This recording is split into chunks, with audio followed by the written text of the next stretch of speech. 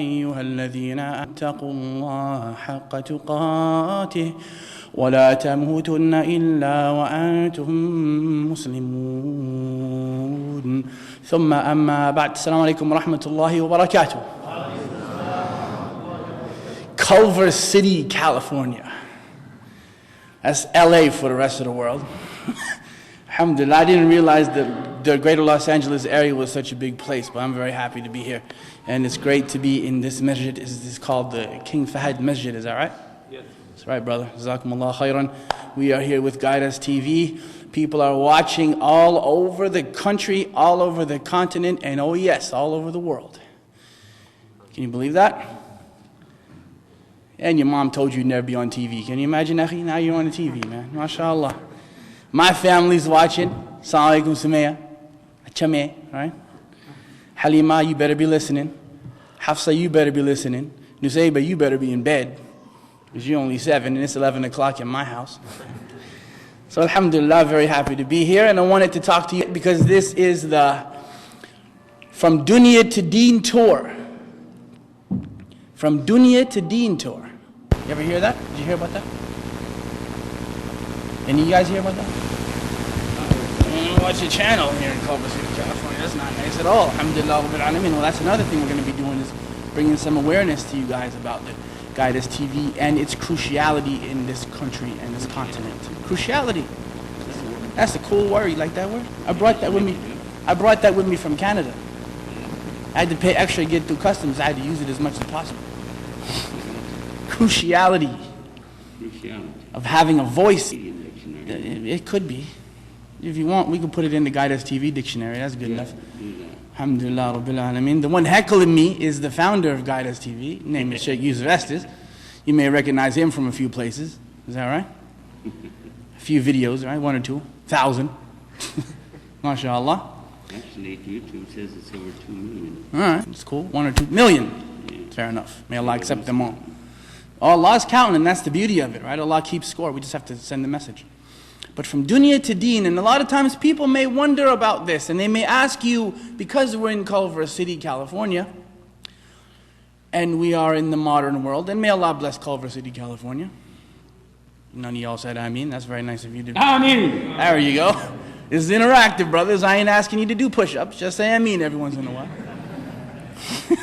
If you love your city, may Allah protect Culver City, California. Go. Ameen. Thank you very much.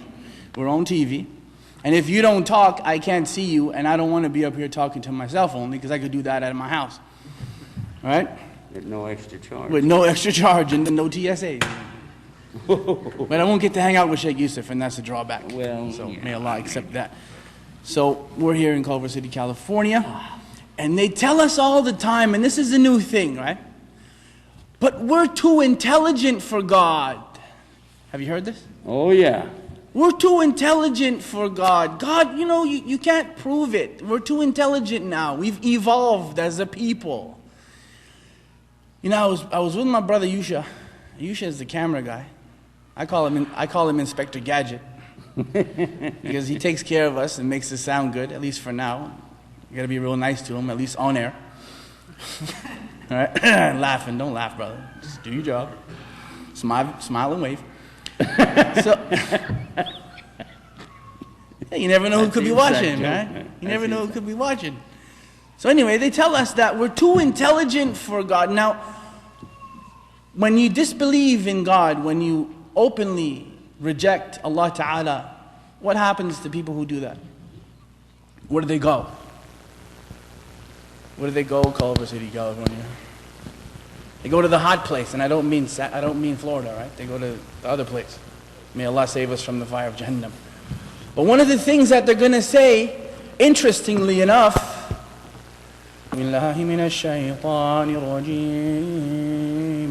وقالوا لو كنا نسمع أو نعقل ما كنا في أصحاب السعير فاعترفوا بذنبهم فسحقا لأصحاب السعير وقالوا لو كنا نسمع, if we truly listened, أو نعقل, and we truly used our intellect, وَقَالُوا لَوْ كُنَّا نَسْمَعُ أَوْ نَعْقِلُ. We wouldn't be here in this place. We wouldn't be in this place. So true intellect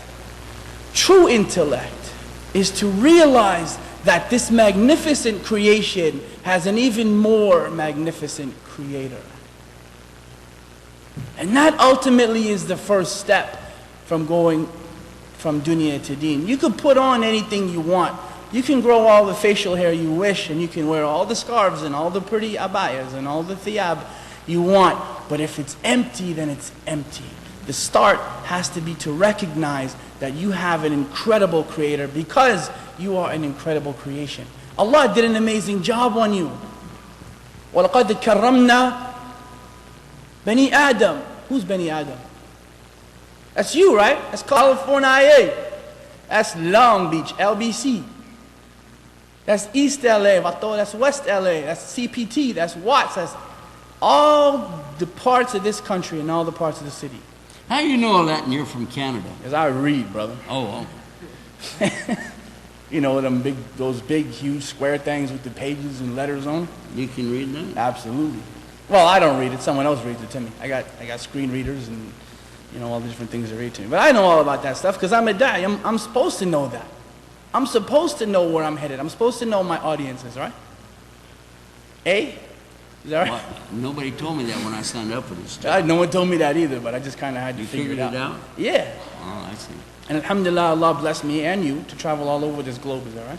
That is absolutely the truth. And when you appreciate this creation and when you learn about it, you can't help but be fascinated with the one who created it. I'd have to say that I agree with you 100%. There's a collection of ayat, and anyone who knows me well, there's another ayat that I like to quote, فَإِنَّهَا لَا تَعْمَلْ أَبْصَارُ, and I'll get to that a little bit later on, but there is another collection of ayat that are my personal favorite. Because growing up in a society where I was, and I wasn't unhappy, I was, your average blind kid wrestling and beating people and doing all my stuff that I was doing. Right? That's what your average blind kid does. I never had a concept of God described to me in a way that I'm about to let you hear.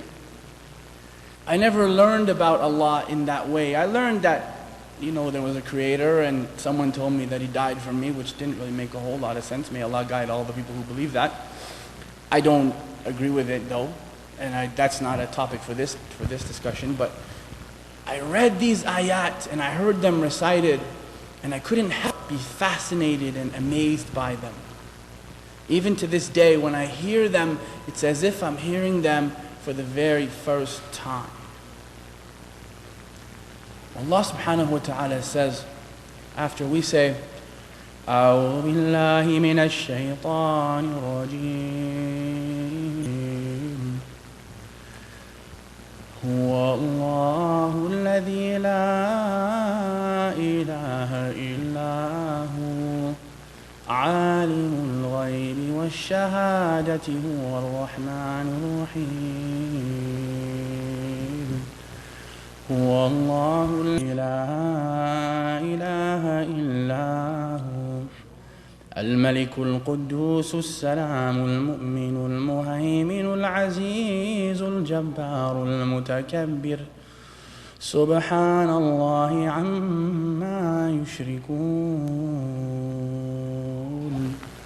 هو الله الخالق البارئ المصور له الأسماء الحسنى يسبح له ما في السماوات والأرض وهو العزيز الحكيم.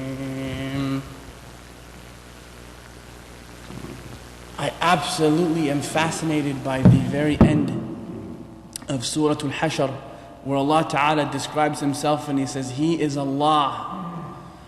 And there is no other God worthy of worship besides Him. There is nothing worthy of worship. The atheists actually have part of it right.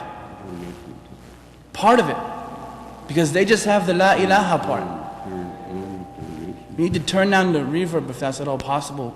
It's really getting through my brain. And Jazakumullah khair for doing that. هو الله الذي لا إله إلا هو. that there is no God worthy of worship except Him, alimul ghaybi wa shahada, that He is the knower of the unseen as well as the seen and what is visible. Now this is a concept in Islam that I personally am amazed by, because you don't really hear that all the time except in this deen. Allah Ta'ala also says in the same Surah Al-Mulk, He says that إِنَّ الَّذِينَ يَخْشَوْنَ رَبَّهُمْ بِالْغَيْبِ لَهُمْ مَغْفِرَةٌ وَأَجْرٌ كَبِيرٌ, that those who fear Allah in secret, to them belong a tremendous reward. And Allah says, عَالِمُ الْغَيْبِ وَالشَّهَادَةِ هُوَ الرَّحْمَنُ الرَّحِيمُ. But at the end of the day, He is the most beneficent and the most merciful, because no one is perfect. Allah never asked you to be perfect. He just asked you to do your best. Submit to Him and be as good and as great as you possibly can be. And He will add to that, and He will erase your mistakes for you. May Allah Ta'ala make us from amongst those people who enter Jannah without any hisab. Ameen. Because we need that. Allah doesn't need to give it to us, but we need it. Culver City, California, you need it. Abu Hafs Abdul Malik Claire, you definitely need it. Yeah. You probably need it more than Culver City, California needs it. SubhanAllah. Yusha, you may need it more than Abu Hafs Abdul Malik Claire needs it. Don't ever heckle me again, brother. Jazakallah khair. I can see you over there. Yeah. Don't look at me like that. Actually, he's got his back to me right now. I know. Turn around, brother. I'm only kidding. We love you, Shah. Most of the time. So we all need it. Sheikh Yusuf Estes, you need it? The mercy of Allah, His forgiveness? I know that I need that, the rahmah of Allah, the maghfirah of Allah, I need anything that Allah gives me. Absolutely. Because for some reason, He took this little kid from the east coast of Canada, and He took this, how do you say, middle-aged gentleman from Texas. Middle-aged? Gentleman. Don't look at just look at the gentleman part. The gentleman part. Okay. And He put them together on Guidance TV. That's true. And in my life, I didn't thought that I would ever end up out here, and I'm glad to be here. And I'm absolutely fabulously excited to be working with you, Sheikh. Jazakumullah khair for having me. And I want to formally introduce you. For those who don't know, you should know, this is our founder, our CEO, if you will, of Guidance TV, Sheikh Yusuf Estes. Assalamu alaikum wa rahmatullahi wa barakatuh. Wa alaikum salam wa rahmatullahi wa barakatuh. Jazakallah khair.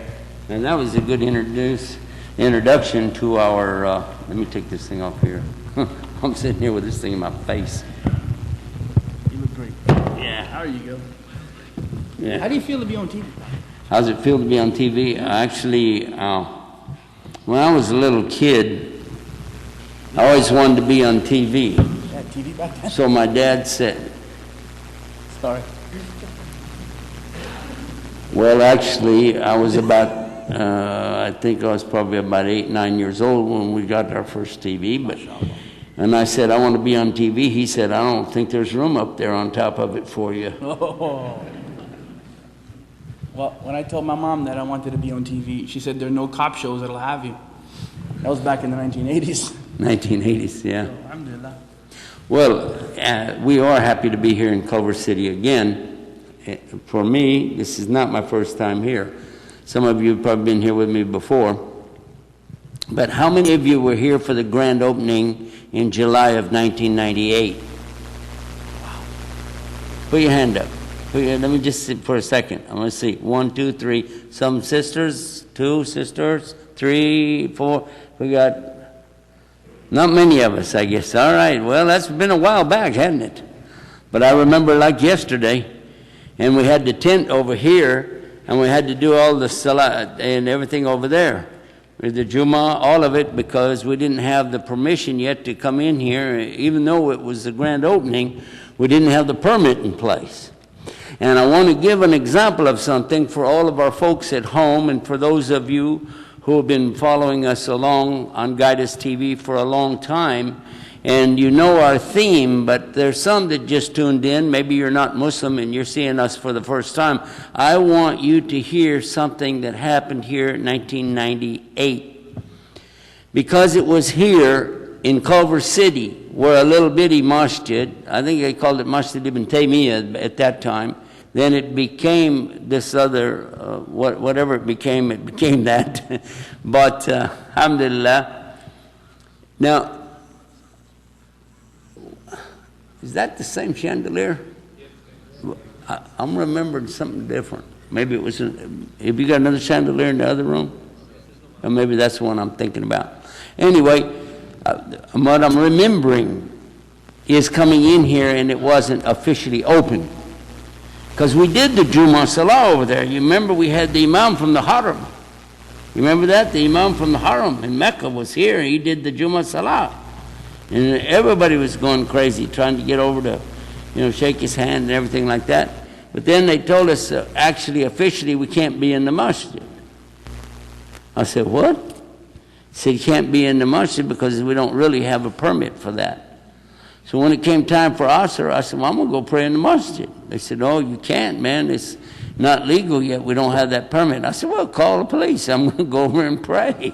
Arrest you for praying it out loud or something, Actually, that's not even praying out loud. Asr, you don't pray out loud, do you?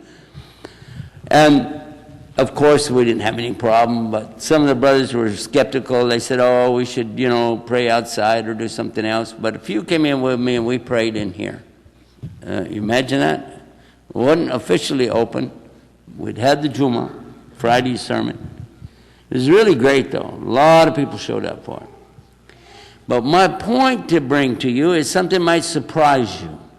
Especially the way the attitude is gravitating today, because we notice there's a polarity building up where everybody is gravitating to one side or the other. I don't think Mr. Bush started it, but I know that he gave us the right word to say it. Yeah, I think it's been there, but he said it. He made it real clear. You're either with us or you're with the enemy. Ouch. Yeah.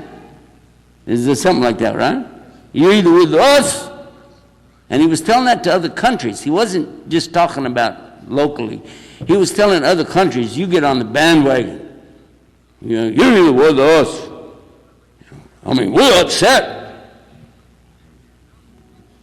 So we don't have to be rational anymore. We don't have to use intellect. We just go out there and bully our way around. Somebody did something bad to us, so now we can do anything we want to, This is actually gang mentality. But it is where you isolate people and cut them off from everything else. I don't know if any of you have any experience or know anything about gangs firsthand. Not here. But, no, not in California. No. One of the very first gangs I ever heard of was in the 1950s. It was right here when they started the first, I think, development of the guys that ride the choppers. What did they used to call those guys? Huh? Hell's Angels. Exactly. I don't have any of that. That's how far back we're talking about. The guys on the bikes, on the motorcycles. Maybe you guys don't know me. You're not old enough to remember. But these guys would have 200, 500, and more. Sometimes the highway patrol could not count them. And the police would not go after them because they would kill them. And they were afraid of them. This is how bad it was. And that cult, and it was a cult, it was a gang cult. You either with us, They used to carry motorcycle chains in their hands, and when they would go by the cars, maybe you're taking your wife to market something, going out to see somebody, you're out on the highway, all of a sudden here come all these motorcycles. And it's just hundreds of them coming by. And one of them just reach over and whack your windshield and break it right in front of you. You can't do anything about it. Don't stop your car and get upset. Don't say anything. You're going to be in bigger trouble. Now, that was the kind of problems that we had back then. And it's going forward from that, from one thing to the next to the next. Not always violence, don't get me wrong, because I'm not talking about that. Well, I'm talking about cult. I'm talking about when you isolate people and tell them, you're with us. You get the kind of tattoo we want you to have. You put the kind of marks on you that we want you to have. and you don't listen to any.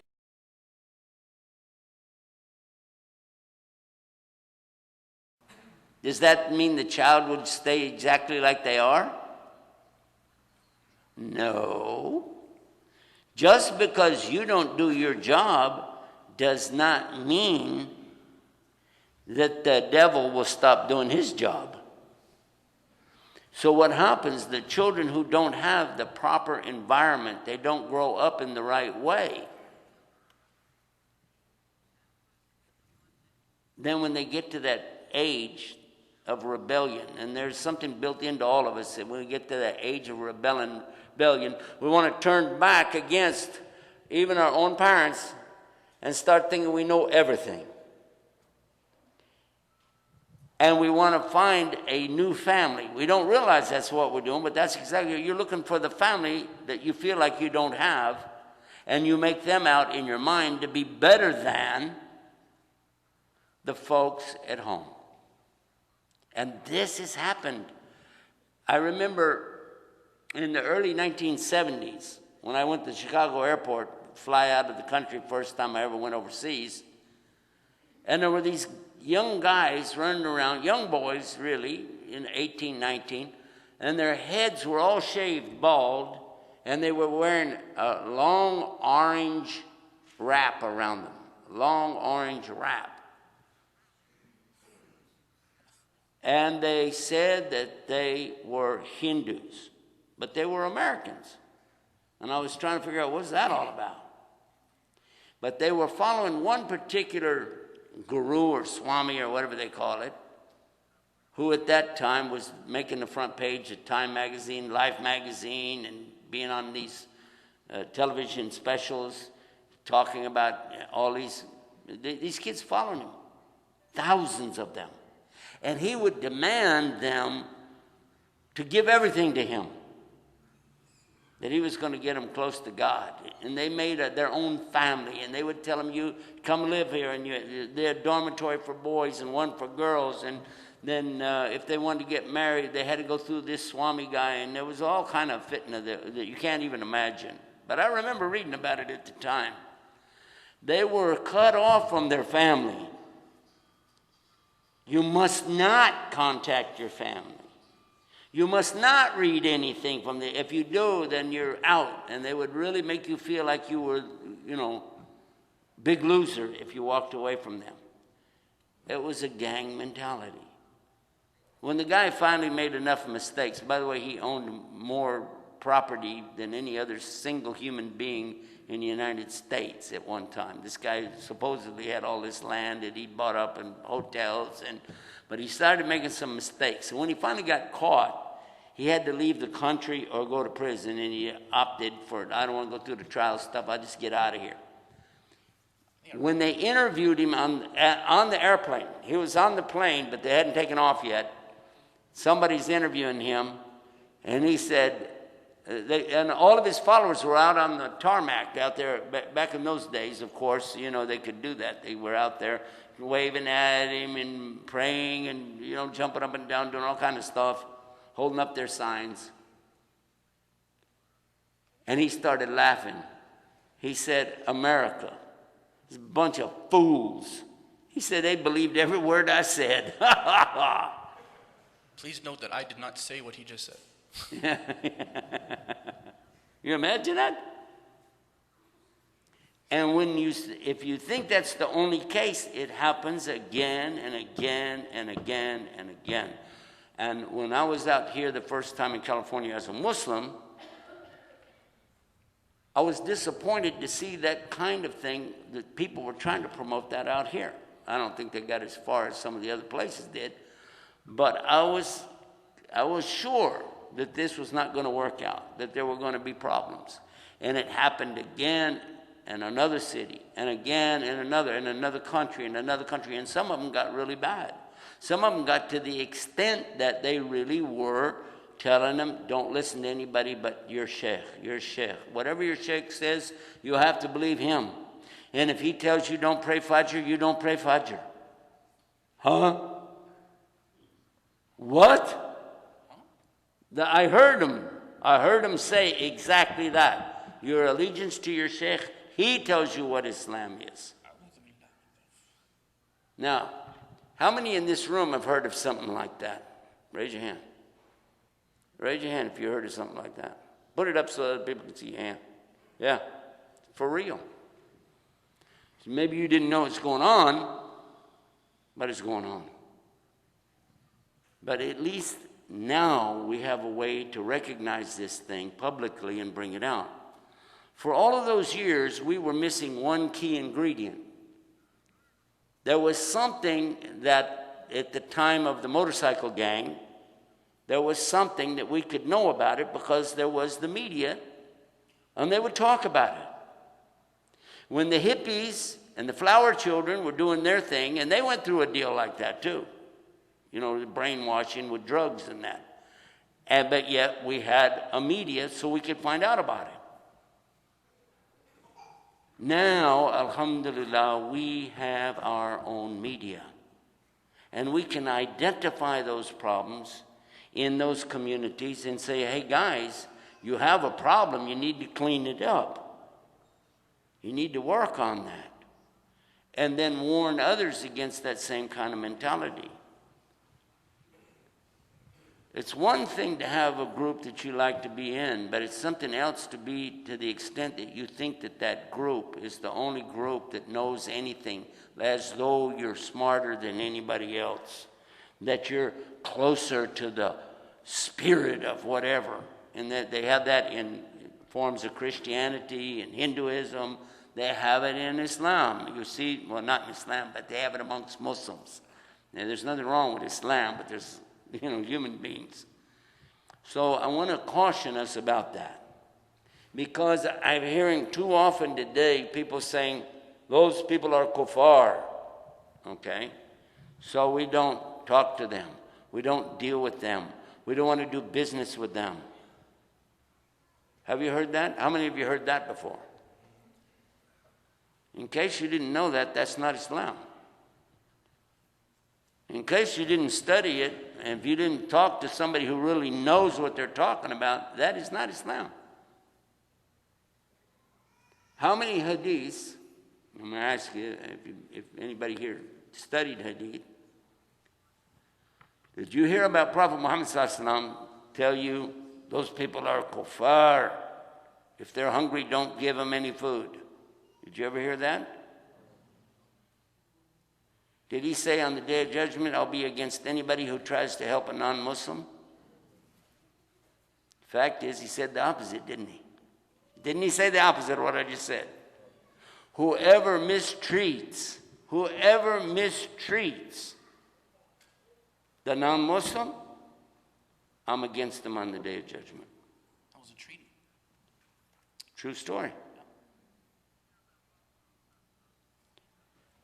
But the one that I like to share with the non-Muslims the most, because they ask us, what do you think about us? You know, we are not from your background, so do you feel like we're all going to hell?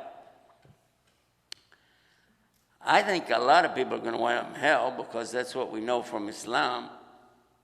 But I don't think that anybody here is going to be able to tell me right now exactly who's going and who's not. I really don't think so. Anybody in this room think you can? Just raise your hand. You become famous overnight.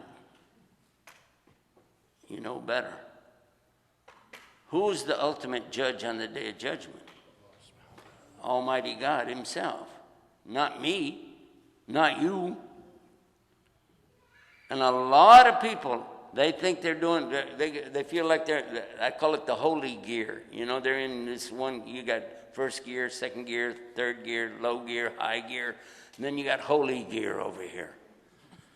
And then when they get in the holy gear, it's like maybe 2 or 3 months they're praying on time, they're fasting, and they're, you know, staying up at night and doing prayers, and that's good, that's wonderful. But did you hear I said 2 months out of their whole life, okay? All of a sudden they start growing a beard, which is kind of weird if it's a girl, but anyway. What? I just seen if they're paying attention, you know. But anyhow. I can't even see and I pay attention to that. Good Lord. But what I'm saying is that all of a sudden they're in this holy gear. So suddenly they start passing judgment on other people. Have you heard about that before? Yeah? All of a sudden, brother. Have you heard it like that? Ya akhi. Almost exactly like that. It's almost like a bad song. Ya akhi. Yeah, all right, here we go. And then they begin, and this is really sad. This is where, as soon as you hear somebody twisting the religion to promote their agenda, not only you shouldn't get too involved, I'm advising you not to come to me. Just run away from them, okay? Just run away from them. If somebody is twisting the religion, then be careful. And for a while, this is about maybe 12 years ago when I first noticed it, but it had been around for a while. They would come to you and they start out something that's very nice, by the way, a hadith of Rasul Sallallahu Alaihi Wasallam, and they would tell you the first part in Arabic and then they'd switch to English. Ya akhi, adina nasiha. My brother, I have to give you advice. And my advice to you, and I have to tell you, brother, you're out of line. You have to do this and you need to do that. And your pants are too long on the ground and your miswak is too short and you don't have a beard and you need to, brother, I'm sorry, but, this is adina nasiha. How many of you have ever heard that before? How many? Be honest. You've heard it before. A lot of people heard that one. Now you're saying, well, that is a hadith. I didn't say it's not. I said it's a beautiful hadith, but you didn't read anything yet. That's the introduction to a very important hadith. How many of you didn't know that there was more to it than that? Didn't know that. Thought that's all there was. Huh? Didn't know. Is there more to it? Yes. Because they said to who? Give nasiha. Let's leave it in Arabic because you'll find that it doesn't have the same meaning you thought.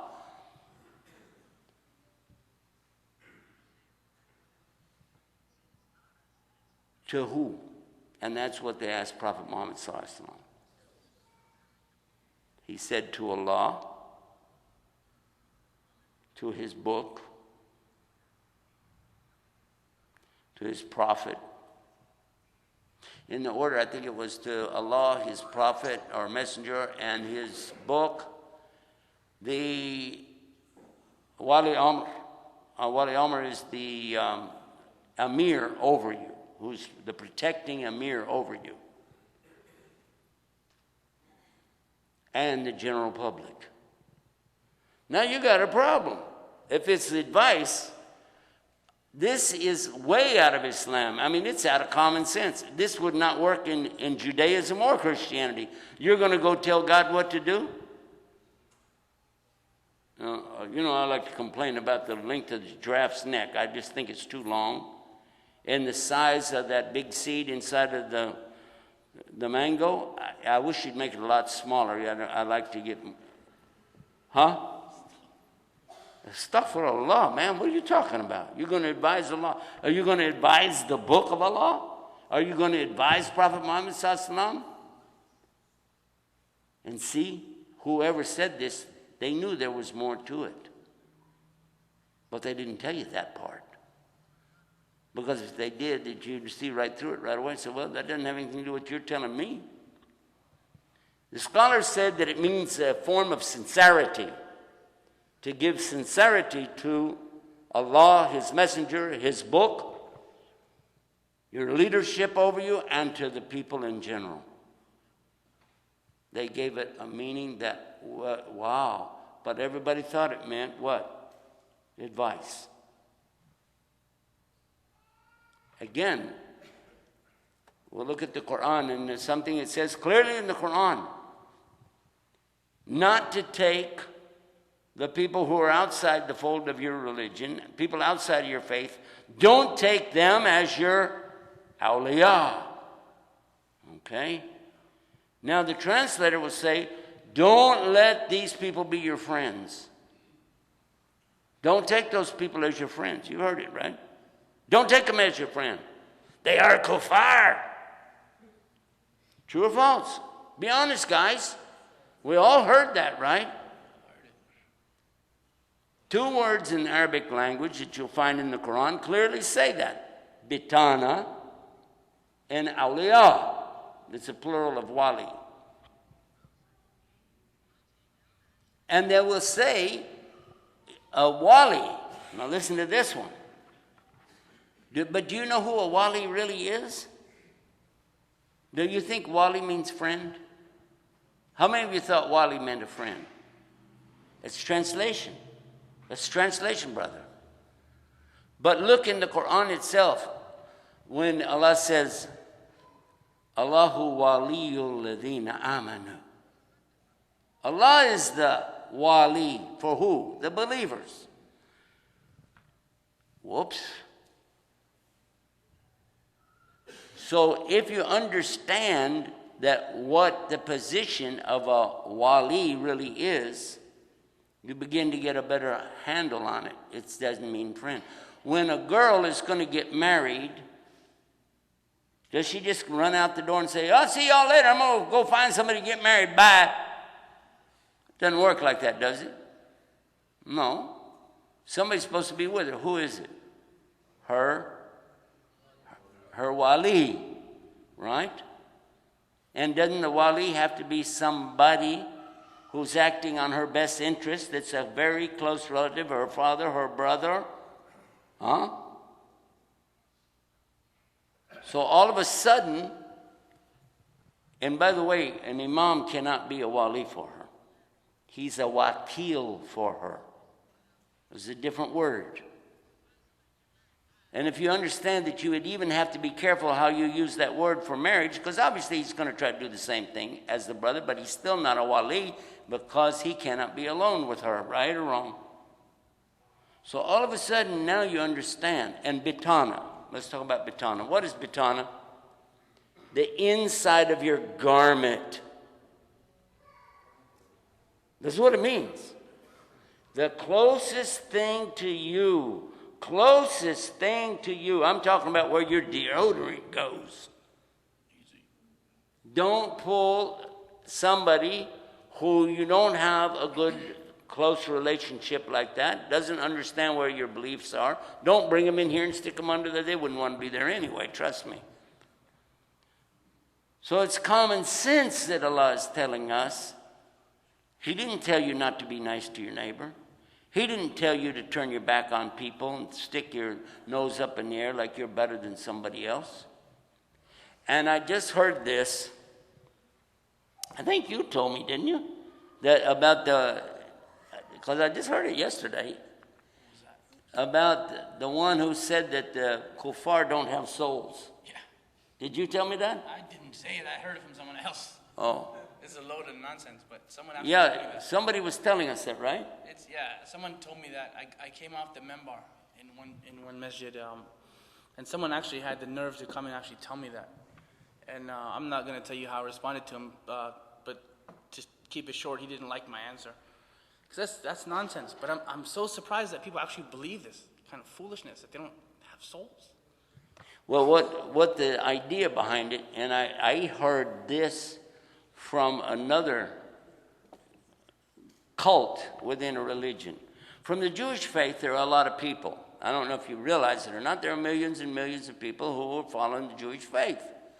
So if you said, well, you found some people that were bad, well, it wouldn't be any different than finding somebody that was bad within the Christian religion or the Hindu religion, Buddhist religion, or amongst the Muslims. But I heard them, I was in Houston, Texas at the time, many years ago, saying that the people who are not from the blood of Jacob and Abraham, these are not real people. These are Goya and Goim.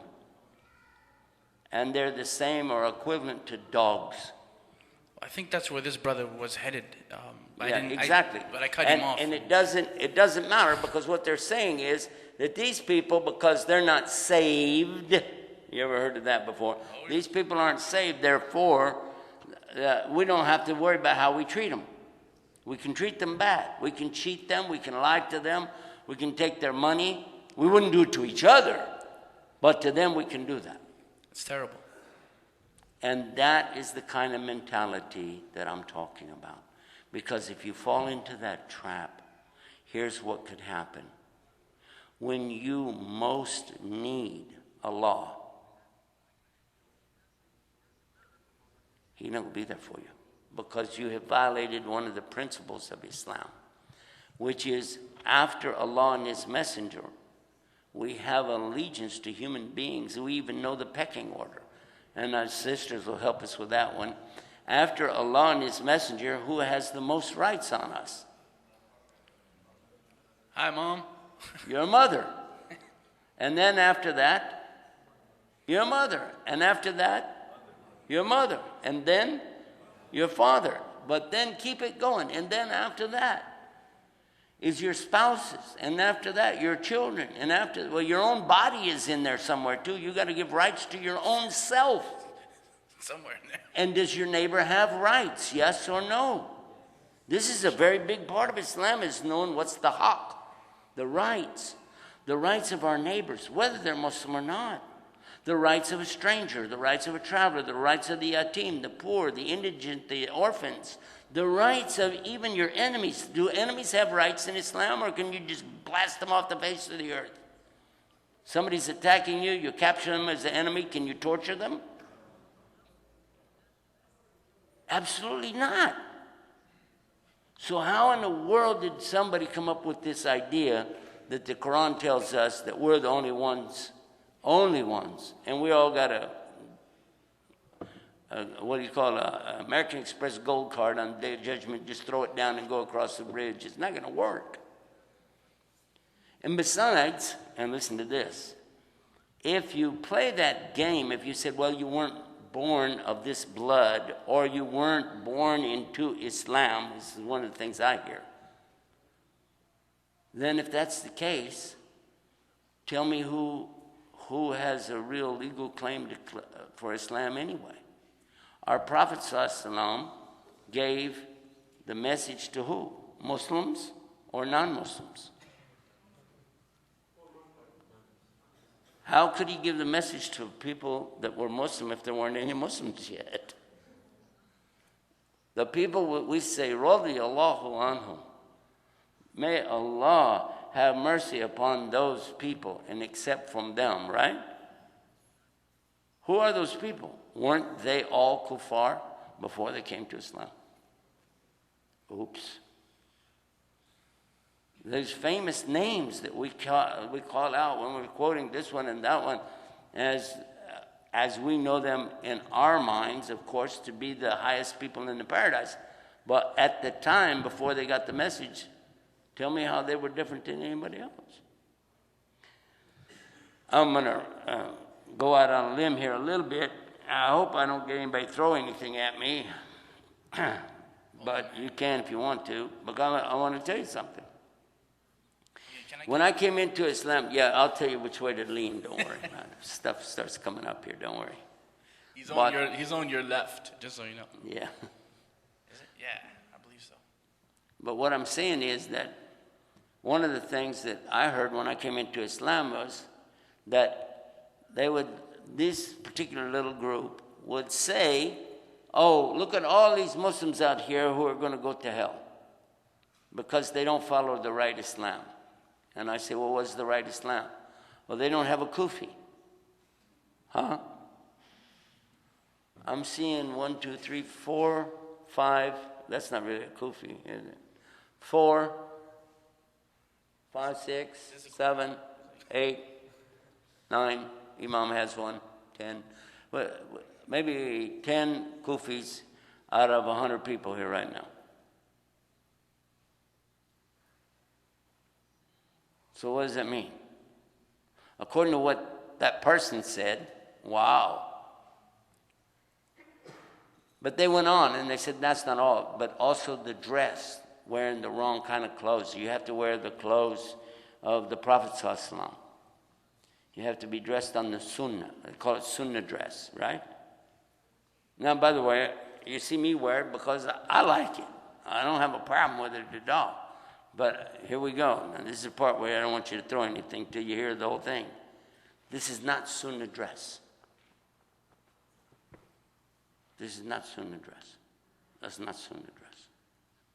It's nice. It represents a culture. It represents Islam in your area, no doubt. And it's nothing wrong with it. It's great. We love to see it. But it does not represent Sunnah. How many of you think I'm wrong? Be honest. It's okay. Just don't throw anything. That's all.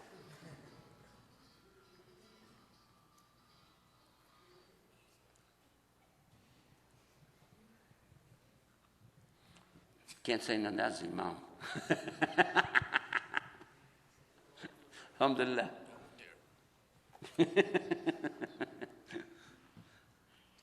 But if you say that you want to dress like the Prophet ﷺ, and let's be real honest, who would like to dress like Prophet Muhammad ﷺ, really dressed, and go outside right now and walk down the street? You would? You would? Why not? Okay. Do you know what he really wore? That's why you weren't. You would. But I mean, suppose I could go get you the exact clothes and put it on you right now. Would you go out and do it? Yeah? Okay. Do you know what ihram is? Ihram. You know the two big towel things? That's what they wore. What did you think? That they had a suit and tie? What do you mean all the time? That was their clothes. The only difference was when you do Hajj, you can't wear one that's stitched. Listen to me. Listen to me. The only difference, the same thing that you got on all the time, just be sure it's not stitched up or has patterns and stuff like that in it. Otherwise, it's the same thing. Anytime you read a translation telling you Prophet ﷺ and his shirt, it wasn't a shirt, it was an upper garment. Have you seen the translations say upper garment, lower garment? Well, in the hadith, when it talks about the clothes, it will say upper garment, lower garment, or shirt, or pants, or something like that. But no, if it says izar, for sure that's not pants. Yeah, I know. Izar, he used the right word. Like, we say pants. If you say khamis, huh? But do you know what's khamis? It doesn't mean shirt. Not like we wear.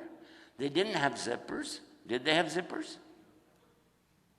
Buttons were invented, but they weren't using them out in the desert very much. Okay? Pockets.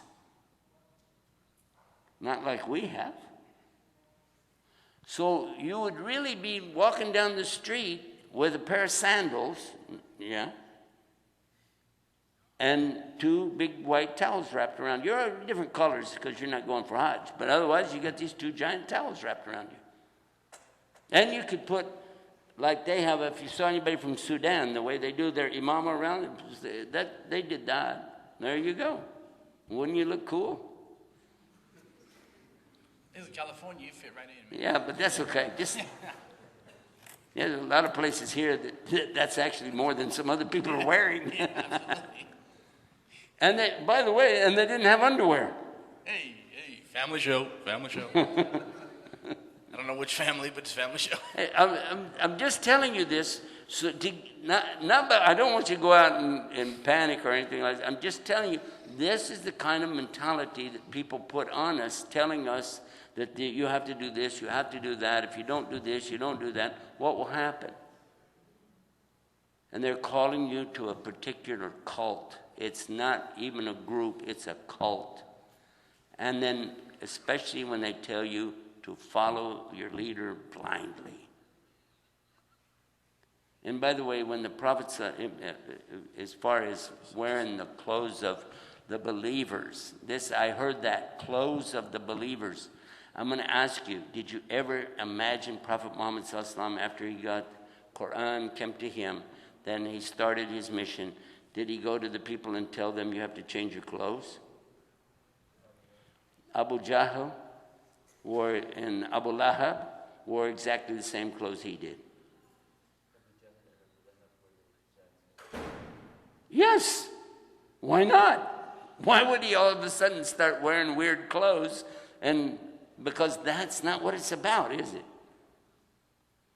But I heard that real strong from a particular small group that was in our area at that time. And they pushed everybody toward that stuff. And what makes it bad is when people start waking up to it, then they go off in the wrong direction. Another way, they start telling the sisters, oh, well, based on that, I guess you don't have to wear a hijab at all. Oh, wow, that's cool. And you might as well, hey, we'll just go down to the beach and wear regular swim clothes like anybody else. And by the way, I'm on this thing because I've got some articles on our news right now that I wrote about it, and that's why it's in my mind. So if you want to go there and check it out, islamnewsroom.com, or get the app for Guide Us TV. GuideUs.tv for your phone. Download it, turn it on, and it gives you 4 things you can do. One thing you can do is watch the channel, just like what's happening right here. You can see it. I've got it on here, and that's 14 seconds ago. There's a 14-second delay on this, okay? So you can watch it. If you got a smartphone, it won't work on dumb phones, I'm sorry, but it will work on the iPhone, and you can download it. And what I want you to do when you download it is notice that it also has a thing for the news, and you can watch the news. You can see what our schedule is, where we're going to be. And speaking about where we're going to be, we got to wrap it up right now. And you guys at home, you can go check it out. I'll watch for it out here on the channel. And we got to go, so you know what to say. Remember, get guided with Guide Us TV. All right. Alhamdulillah. They had to go off the air at 9 o'clock. I was watching it up there. I hope your clock was right. Was it right? Yeah. Their clock was right? Okay. So what I was telling you about, though, is a very serious thing, because whenever your kids come home to you and they start acting strange, they'll warn you. Maybe the children are getting into alcohol or drugs, or maybe they're getting into some kind of a clique of some kind. Maybe they're hanging out with the wrong people. But whatever you do, be sure you sit with them and talk to them. Don't ignore it, because you will never get another chance.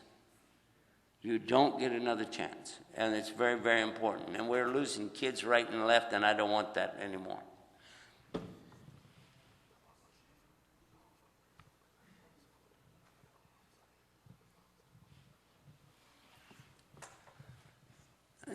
In case you don't know this, they have a policy here. You don't do fundraising inside of this area right here. But I knew that.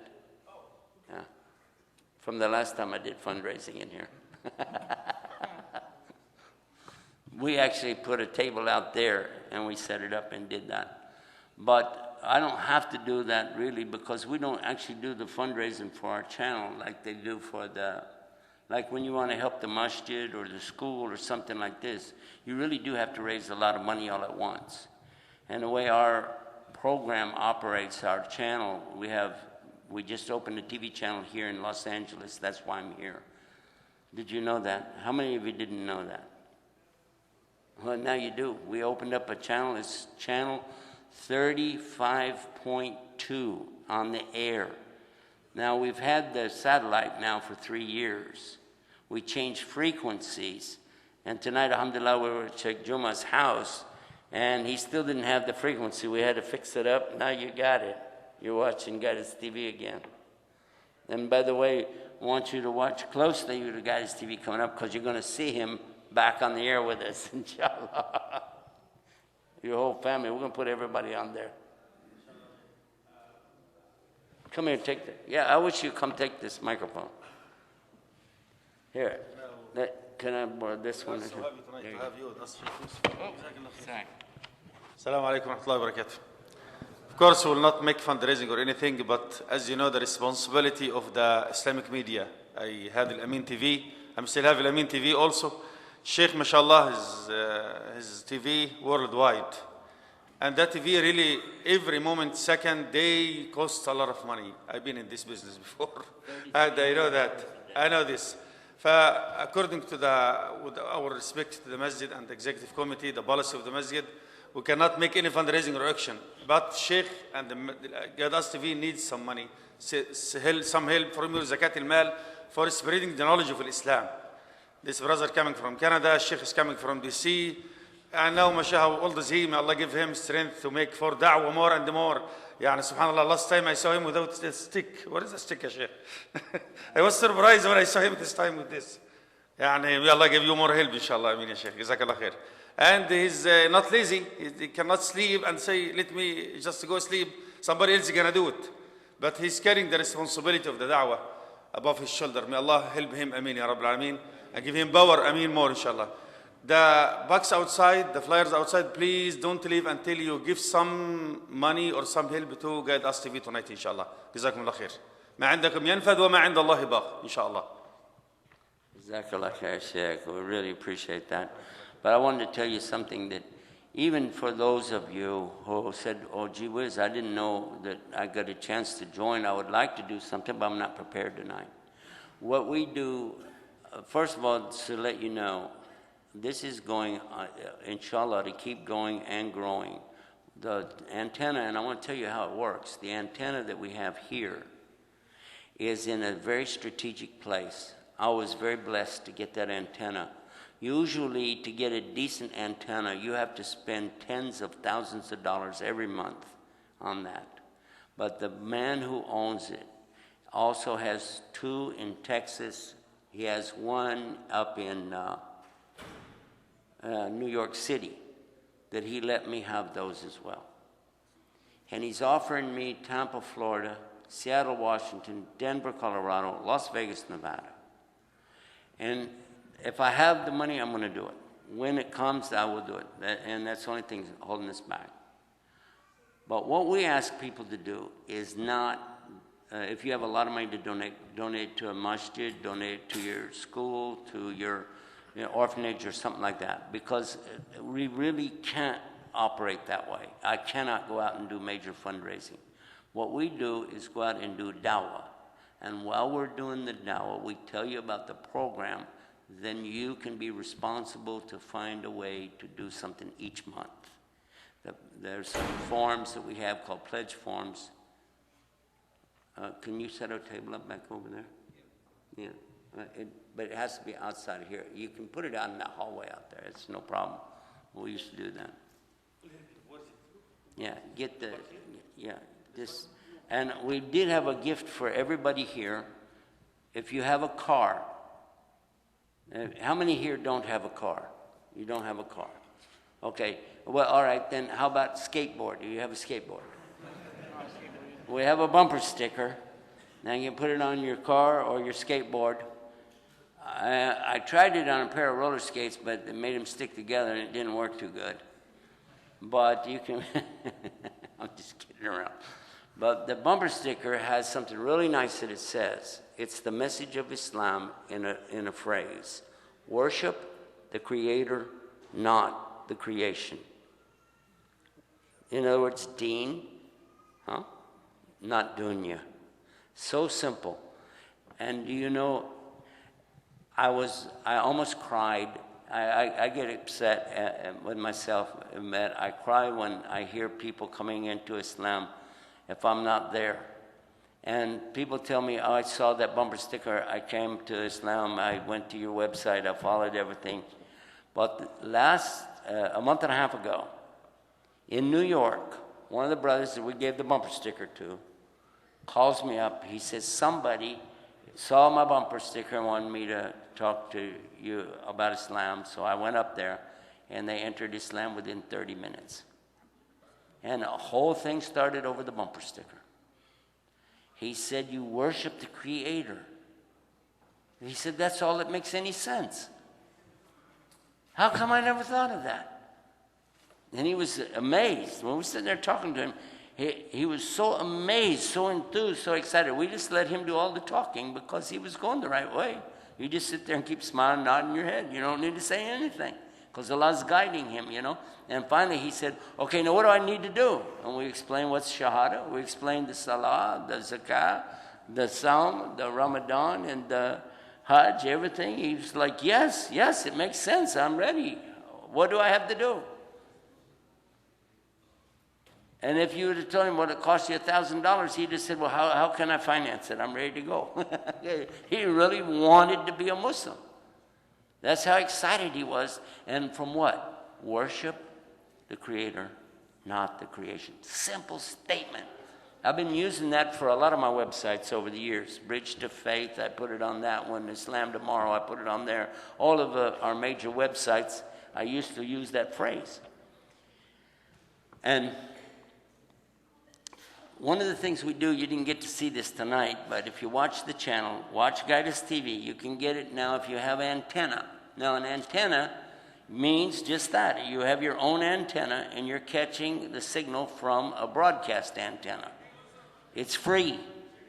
And what makes it work so exciting, because a guy, anybody, anywhere where we got the antenna, buys a TV, he turns it on, he wants to check out what's going on, and those are all infomercials and girls jumping up and down exercising and all kind of nonsense, you know, and trying to sell you some kind of music stuff and all. That's, you know what I'm talking about, infomercials. So when they come to our channel and they see something that's really organized, looks nice, they go, well, wait a minute, let me just watch it till a commercial comes on. Guess what? No commercials. But that's where you come in, to make sure that we don't ever have to put commercials on there. No subscriptions, no commercials. It's all over the planet. Right now on the internet and on the apps. Those two are working together, apps and internet. Then we added the satellite. The satellite covers the entire United States and Canada, and he can watch it up in Canada. Right? I even have it right here. You do? Of course. See, let me see. Come on.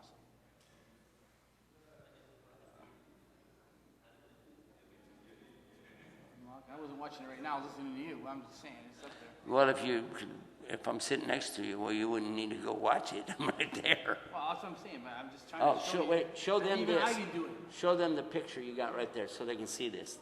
There's the logo. Turn it some more. There you go. I'm going to do this blindfolded now. Hold on. Let's see if I can get it. Right there. That's the one. And there's the slowly, wait for it. There you go. Now, wait a minute.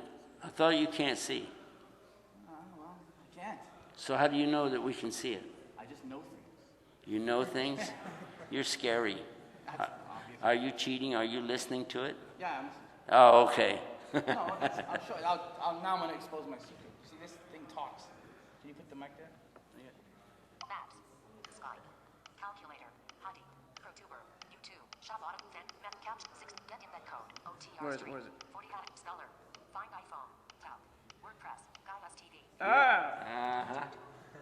Guidance TV? I heard her. Guidance TV. Never know. So what we do, we have the antennas in these strategic places. And when people start calling us up, we put an 800 number up, we put our contact information, and then we help them know more about Islam. We have 2,429 websites. 2,429 websites. You know, I've been hearing that for years, and it still shocks me every time I hear it. Well, I have a lot of volunteers helping me do this. And, oh, by the way, if you want to join the volunteers, I'm always putting more volunteers. And anybody who wants to do it on part-time, or if you want to become an intern, like Brother Yusuf is an intern with us. He travels with us, does everything, and you see, he's actually doing 3 jobs. I don't have a cameraman now, and I don't have a sound man, and I don't have a broadcast man. But he's doing all 3 of those jobs at the same time. That's why you saw me helping him set it up, because he can't do it by himself. Now, if that wasn't enough, now he's out there working with how to get the funds in so we can keep it going. That wasn't enough. It takes care of me, too. And our brother here, Abu Hafsa, although we joke around and kid around and tell jokes, stuff, that's how we keep our mentality, you know, kind of like they do in Egypt. But for us, this is our life. We know that there isn't anything else. We've got to do this work, and we've got to do it the way Allah wants it done. And we can't mess around. Not with that. We joke around about a lot of things, but never about the deen. There's no room for that. So, alhamdulillah, you join us. Just think of an amount that you want to do every month. and then make an agreement between you and Allah. And say, Allah, this is the amount I want to do, and I'm asking you to make it available to me so that I can do it. And then watch what happens. It's your deal with Allah. I didn't ask you to say anything. You don't have to raise your hand and jump up and down or anything like that. You just, this is the number I want to do. Allah, I want to be part of it. I want to get some of this ajr. An hour of broadcasting.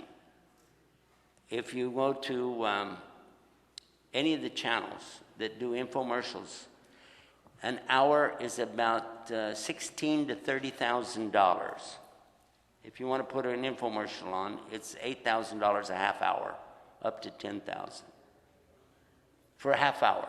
So that's why I said an hour. You just double it. We are able, and I'm telling you a real cost, we're able to show you the books and show you what we're actually spending. I'm spending about $104 an hour. That's all I'm spending. But you don't see any people here either. But we're still getting the job done. We're on 24 hours a day, a huge variety of programs from Peace TV, Huda TV, from our friends that work with me and have donated so much of their time and effort. We've got many shows. In fact, I need editors to help me because I have a whole library of unedited material waiting to go up for children, for the youth, and a lot of that, just as soon as I can hire the people to do it, we're going to do it. But imagine if you said to Allah, I just want to do like 100 a month. If you said that, then you'd be sponsoring an hour. That's your hour. If you said half of that, just do the math, $50 half hour, 25, 15 minutes, so on. That's up to you. Like I said, I'm not really good at doing fundraising for this thing. Anyway, whether they have a rule about it or not, I'm not good at it. But I do ask everybody to ask Allah to keep us going and growing. I do ask you to do that. I think everybody here knows how to make dua, and we can make dua for us to keep it going and be accepted by Allah. Because after it's all over with, it doesn't matter how big it gets or how famous it gets. If Allah didn't accept it, I ruined it. I lost my life for nothing, and I don't want that. So just ask Allah to accept it. Then the second thing I ask you to do is raise awareness by getting the bumper sticker and displaying it on your car, and then telling people how they can watch the channel. Those two things I'm asking you. I'm your guest. You're supposed to listen. If I ask you, I didn't ask you for water or food. Then I ask you to give me a place to stay. Just these two things. Dua and help us raise awareness. Then if you want to do more, that's between you and Allah. If you want to donate your time, if you want to volunteer to help us in the projects when we're in the area, to help other people know we're here, help us on the Facebook, on Twitter, all of that's totally up to you. But as far as anything else, then what are you going to do? No, but what about your bumper stickers? Oh, okay, so don't listen to me anymore. Run away and go get your bumper stickers. I love all of you for the sake of Allah. Huh? What do you mean? They have it at the front. That's what I'm telling them. What do you want me to do? No, I've sent telling them if they want the bumper stickers to go get them.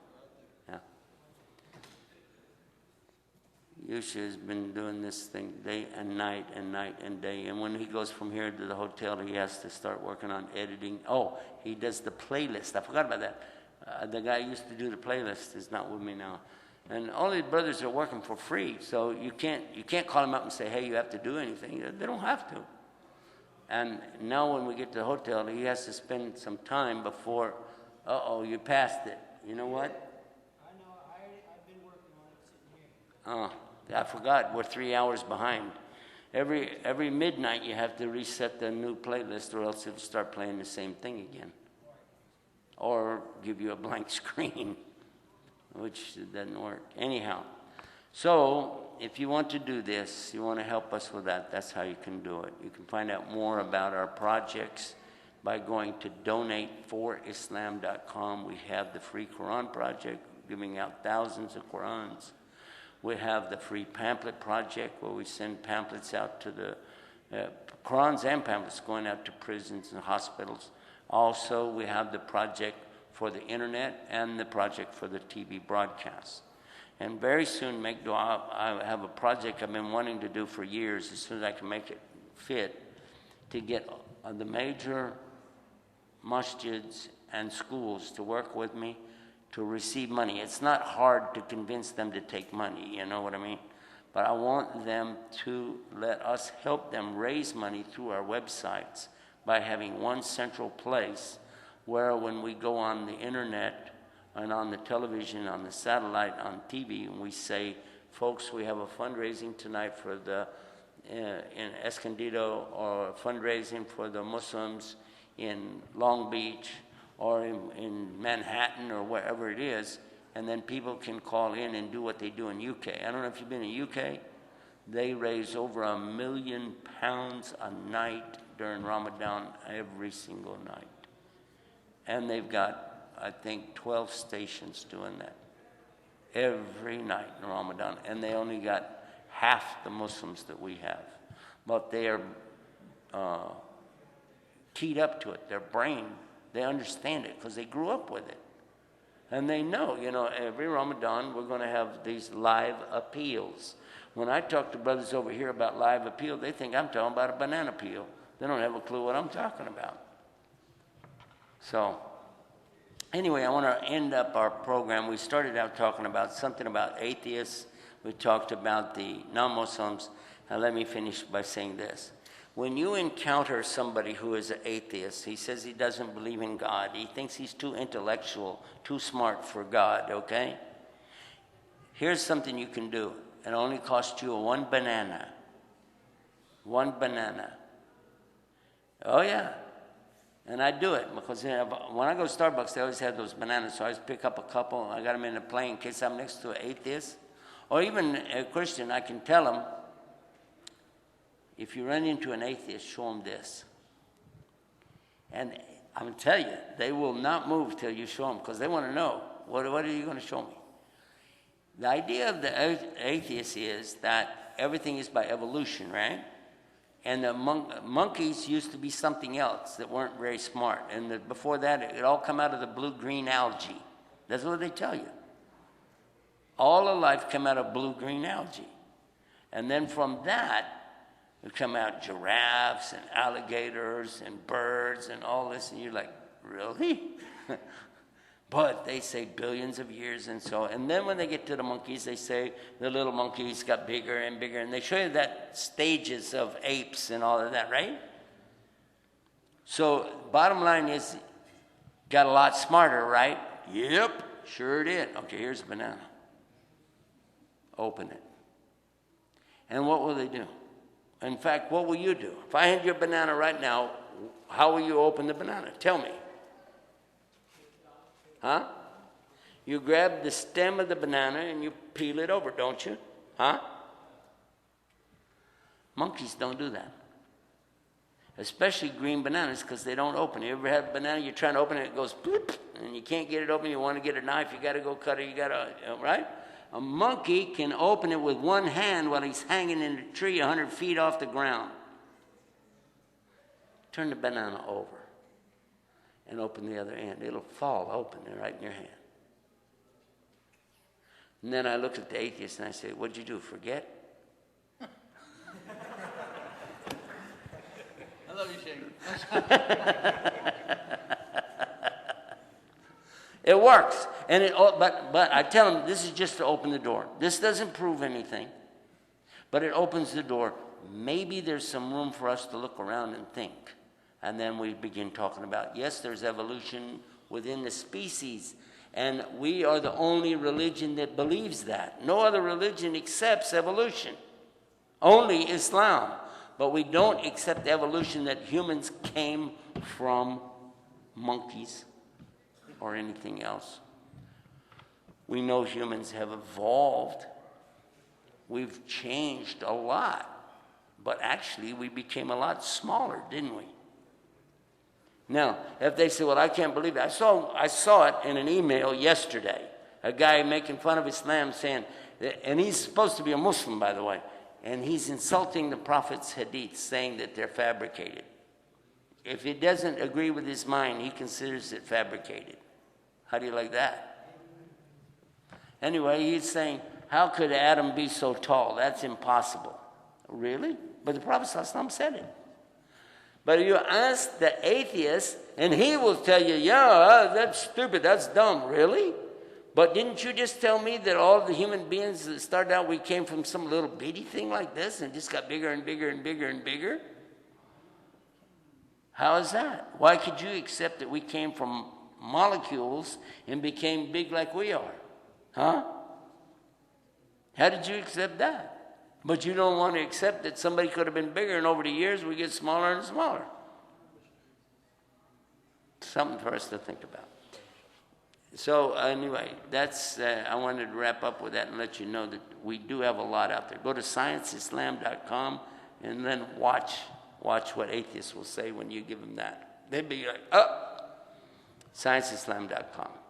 Jazakumullah khair. We ought to wrap it up. It's late and we got to pack it in. I'm really happy for a chance to be back here. I came here the day they opened it, and I prayed, and ever since then I feel like this is my masjid, even though I hardly get to be here.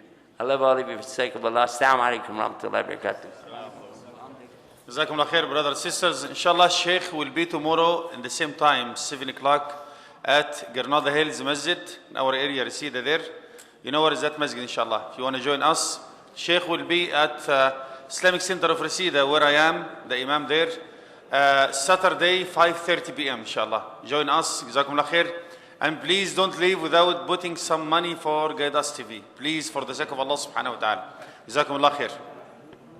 And last but not least, anybody who has a cell phone, smartphones or iPhones, pull it out.